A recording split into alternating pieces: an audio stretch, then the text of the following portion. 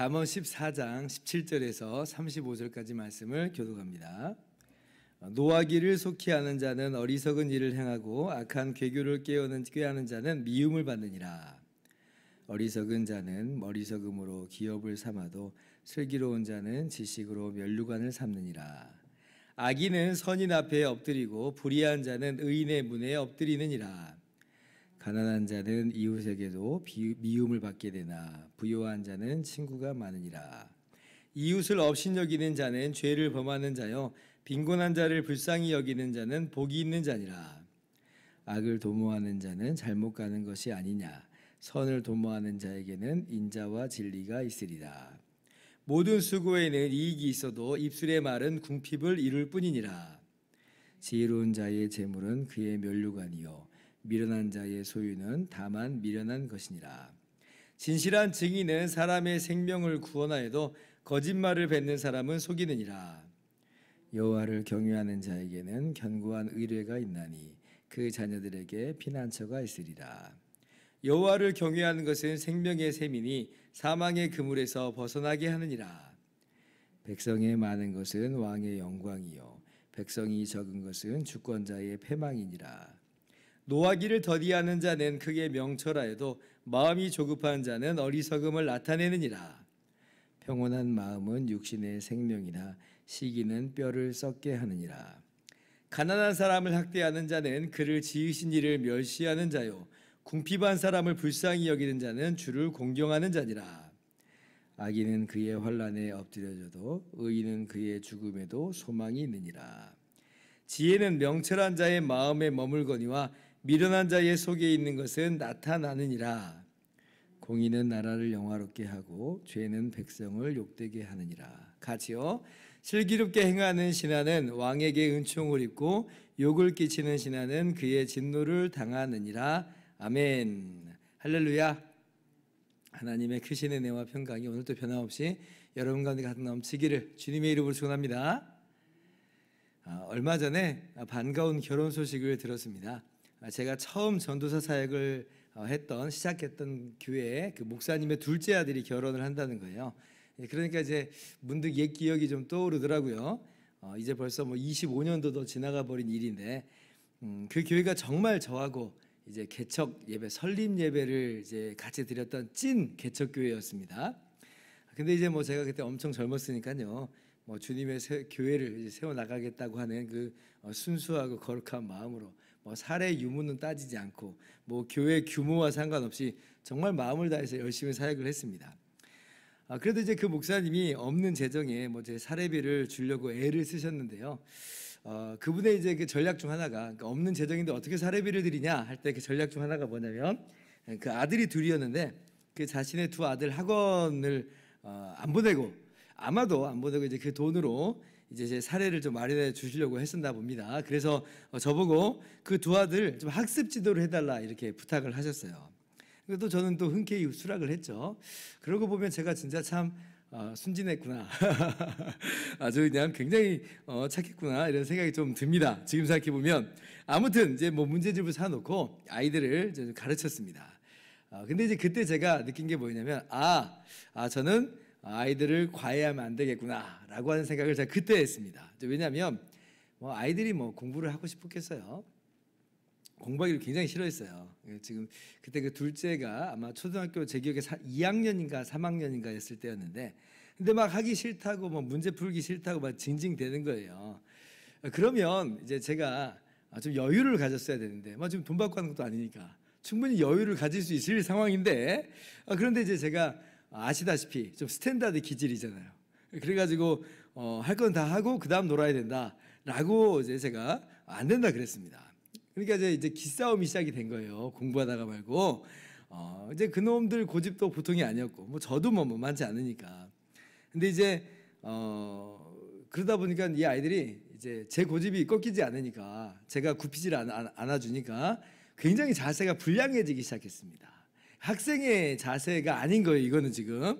한마디로 싸가지가 없어지는 그런 상황이 딱 도래하는 거예요. 그러니까 이제 제가 그때라도 그러면 그래 여기까지만 하자 라고 딱 멈췄어야 되는데, 아뿔싸 저도 이제 아이들하고 싸우기 시작하는 거예요.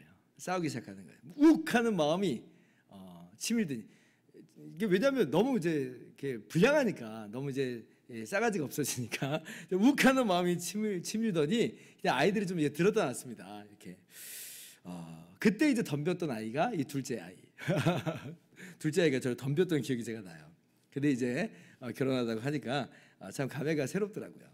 제가 뭐 아주 저의 옛날 얘기를 하고 싶은 게 아니라 이제 저의 모습을 떠올리면서 사람이 성내는 것이 이제 자기 뜻대로 안 되는구나 하는 것들, 제가 그걸 말씀드리고자 하는 거예요.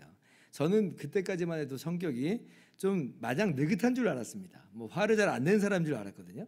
근데 이제 의외로 제가 욱하는 그런 모습이 있다는 걸 그때 새삼 좀 깨닫고, 이것이 선하지 않구나, 그리고 이것이 참 컨트롤하기 어렵구나 라고 하는 걸 그때 깨달은 거예요. 오늘 말씀 17절에 그래서 그렇게 성내는 것, 노하는 것에 대해서 교훈하고 계시는데, 17절 보니까 노하기를 속히 하는 자는 어리석은 일을 행하고 악한 계교를 꾀하는 자는 미움을 받느니라. 노하기를 속히 하는 자는 어리석은 사람이다 라고 지금 말씀하고 계시죠. 29절에도 다시 한번 또 말씀하고 계시죠. 한번 같이 읽어볼까요? 시작. 노하기를 더디하는 자는 크게 명철하여도 마음이 조급한 자는 어리석음을 나타내느니라. 노하기를 더디한 사람은 지혜롭다. 노하기를 숙히 한 사람은 어리석은데 노하기를 더디한 사람은 지혜롭다. 저는 어리석은 행동을 한 거예요. 그때 굉장히 어리석은 행동을 한 거죠. 이게 구약에서만 그런 게 아니라 신약에서도 마찬가지입니다. 야고보서 1장 19절 말씀 보면 듣기는 속히 하고 말하기는 더디하며 성내기도 더디하라. 사람이 성내는 것이 하나님의 의를 이루지 못함이니라. 이 말씀 우리가 참 찔리죠. 왜냐하면 우리도 모르게 안 그래야 되는데 욱할 때가 있거든요. 감사한 건 성내기를 아예 하지 말라, 하지 않아서 좀 감사해요. 성낼 수는 있구나. 근데 어떻게 하라? 더디하라. 내버려도 나 어쩔 수 없어, 난 원래 이런 사람이야 라고 우리가 그냥 우리 성격을 그대로 다 표출할 것이 아니고, 성내기를 더디하는 것은 일반적인 모든 사람에게 주신 말씀이구나. 뭐 욱하는 성질이 있든 없든지 간에, 욱하는 성질이 있는 사람은 좀 더 힘든 말씀이겠지만, 그러나 욱하는 성질이 있는 사람도 성내기를 더디해야 되는구나 라고 하는 것을 오늘 마음 가운데 새기면서, 그렇게 좀 화내는 것에 대해서 침을 3번 꿀떡 삼키면서 그렇게 이겨나갈 수 있는 저와 여러분 되기를 바랍니다.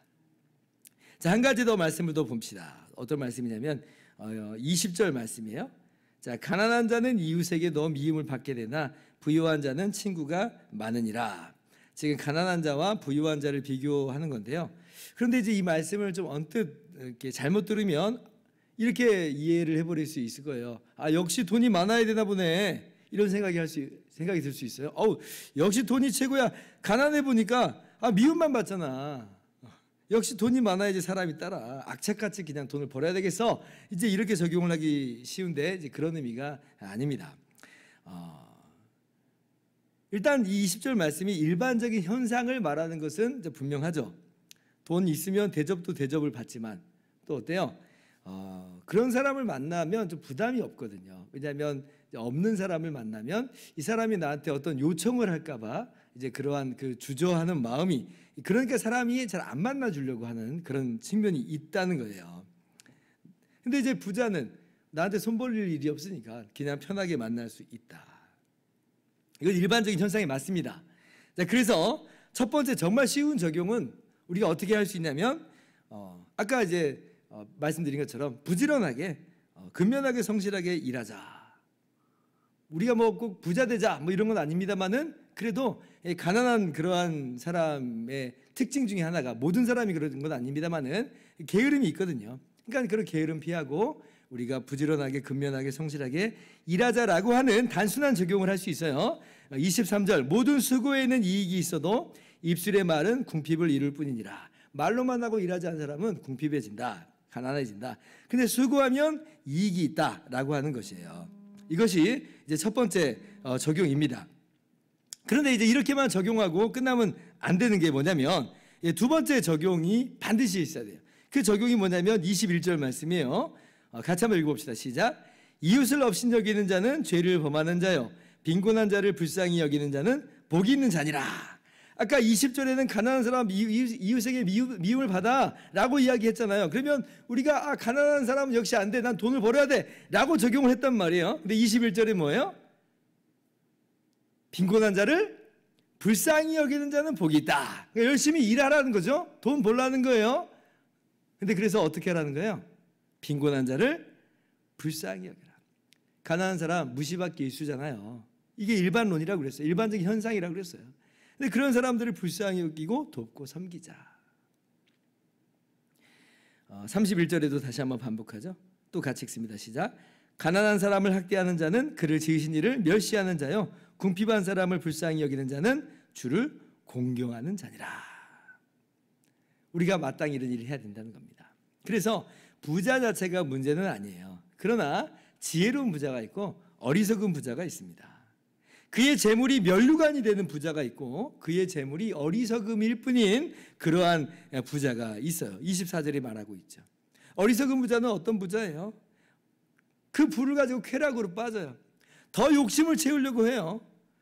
그리고 더 많이 가진 부자를 만나면 시기하고 그래서 뼈가 썩어버립니다. 그러니까 이건 이제 어리석은 부자다. 그러나 지혜로운 부자는 30절에 평안하죠. 왜냐하면 이 부를 가지고 만족하는 게 아니라 주님만으로 만족하기 때문에 그렇습니다.